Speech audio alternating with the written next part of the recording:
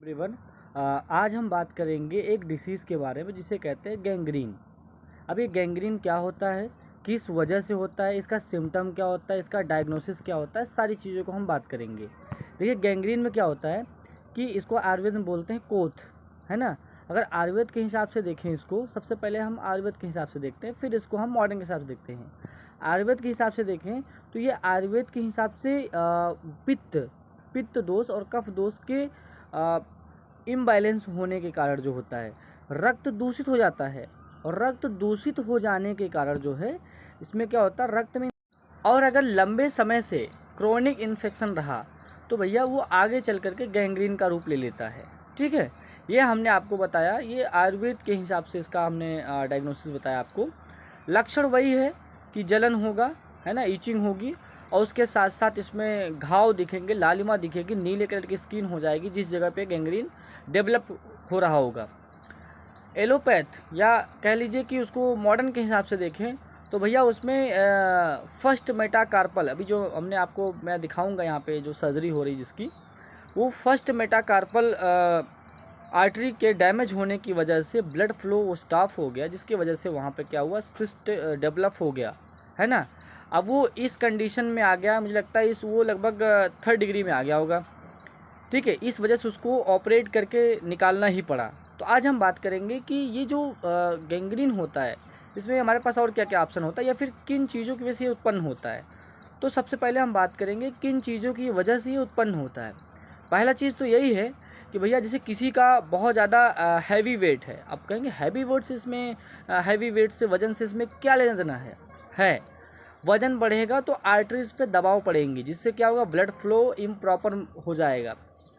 Diabetes, मधुमेह अगर वो है, उसकी वजह से भी ब्लड फ्लो पे कहीं ना कहीं इफेक्ट पड़ेगा, है ना। तो ये सब सारी चीज़ें हो गई। या फिर बहुत लंबे समय से मान लीजिए आपको कहीं आघात हो गया, चोट लग गया, और वो लंबे समय से घाव बना रहा है और वो ख़त्म ही नहीं हो रहा है, तो उसमें अब उसका ट्रीटमेंट नहीं हो पाया तो आगे चल करके गैंग्रीन जैसे डिसीज़ का रूप ले लेता है। ठीक है, ये आपकी जो लक्षण है ना, ये हमने बताया। आप डायग्नोसिस करने के लिए आप एमआरआई करा सकते हैं, सीटी स्कैन करा सकते हैं, है ना। इन सब चीज़ों का इसमें आप उपयोग कर सकते हैं। इसके ट्रीटमेंट में एक तो सर्जरी वाला ऑप्शन हो गया कि आप इसका सर्जरी वाला ऑप्शन कर सकते हैं। मान लीजिए बहुत ज़्यादा हम कहते हैं कि आप सिस्ट नहीं डेवलप हुआ या अभी गैंग्रीन डेवलप ही होने वाला है और घाव से स्टार्ट हुआ है, तो आप वहाँ पे मेडिसिन के ज़रिए आप उसको ठीक कर सकते हैं। मैं आपको आयुर्वेदिक कुछ नुस्खा बताता हूँ। आयुर्वेदिक नुस्खे में मैं आपको बताता हूँ कि जो त्रिफला गुग्गुल होता है, उसका क्वाथ बनाने के बाद उससे उस जहाँ पे घाव है उसको धुला जाए। ठीक है, इन सब चीज़ों का इत्यादि और भी गुग्गुल्स हैं इसमें, इन सब चीज़ों का इस्तेमाल करने के बाद जो है ये कहीं ना कहीं हीलिंग स्टार्ट हो जाती है वहाँ की। और हम आपको बता दें कि जो अभी मैं आपको केस दिखाने जा रहा हूँ, वो उसका 3rd डिग्री में था, उसका ऐसा कंडीशन आ गया कि उसको बस ऑपरेट करके ही निकाला गया। ये बहुत ख़तरनाक होता है, जो देख करके क्या पूरे बॉडी में फैल सकता है। तो आइए दिखाते हैं फिर हम आपको। तो ये आप देख सकते हैं, ये हम आ गए हैं ऑपरेशन थिएटर में, और इसमें आप देख सकते हैं इसको कट किया जा रहा है, इसको जो है ऑपरेट किया जा रहा है। और जैसा कि आप देख पा रहे हैं, इसमें हमारे बेस्ट प्रोफेसर्स जो सर्जन हैं वो इसको ऑपरेट करते हुए नज़र आ रहे हैं। देखिए इसमें अब ये देख सकते हैं, आप ध्यान से देखिए कितना बढ़ा हुआ है, ये जो फिंगर है, फिंगर से कितना ज़्यादा आगे बढ़ा हुआ है। अब इसको कट करके निकाला जाए, क्योंकि ये अननेसेसरी ग्रोथ हो चुका था ना। अब इसको कट करके निकाल के हम इसको आगे सूचरिंग करेंगे, है ना। अब ऐसा नहीं है, देखो ये कहीं ना कहीं अगर नहीं इसको कट करते, नहीं ऑपरेट करते, तो ये आगे चल करके कहीं बड़ा सा सिस्ट या ट्यूमर ना, और भाई कोई भरोसा भी नहीं है, कैंसरस सेल भी यहाँ पे तुरंत अपना जन्म लेते और स्टार्ट कर देते। तो इस तरीके से इसको देखिए कट किया जा रहा है, और इसकी कट करने के बाद हम इसकी सूचरिंग दिखाएंगे आपको कि सूचरिंग भी इसकी होगी। और थोड़ा सा हार्ड है ये उतना अच्छे से कटिंग नहीं हो पा रही है। ये देखिए ब्लेड, इसमें सीजर का इस्तेमाल किया जा रहा है। से कट करने के बाद जो है ये जो हार्डनेस है, ये एक हार्डनेस का मतलब कि वो इसमें जो मांस है ना, वो इकट्ठा ज़्यादा हो गया है, तो इस वजह से ये थोड़ा सा मोटा परत बन गया था, ये आगे चलकर डेवलप हो गया था। ठीक है, इसको कट करने के बाद क्या करेंगे, सूचरिंग पे करेंगे।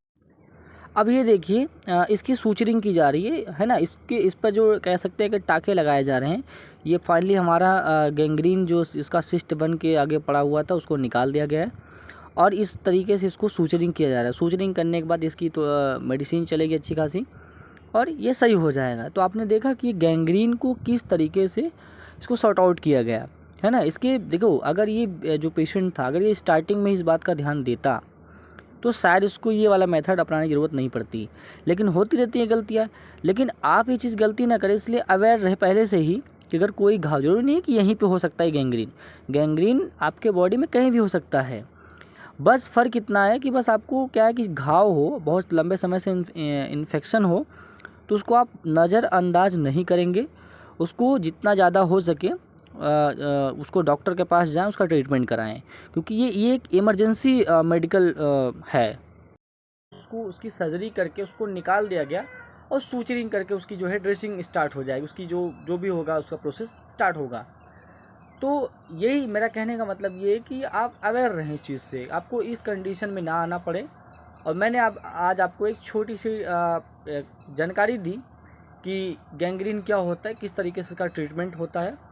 और अगर आपको ये वीडियो अच्छा लगा हो तो आप लाइक, शेयर, कमेंट और सब्सक्राइब जरूर करिए। ये मेरा छोटा सा प्रयास था आप तक पहुंचाने के लिए। Thank you so much.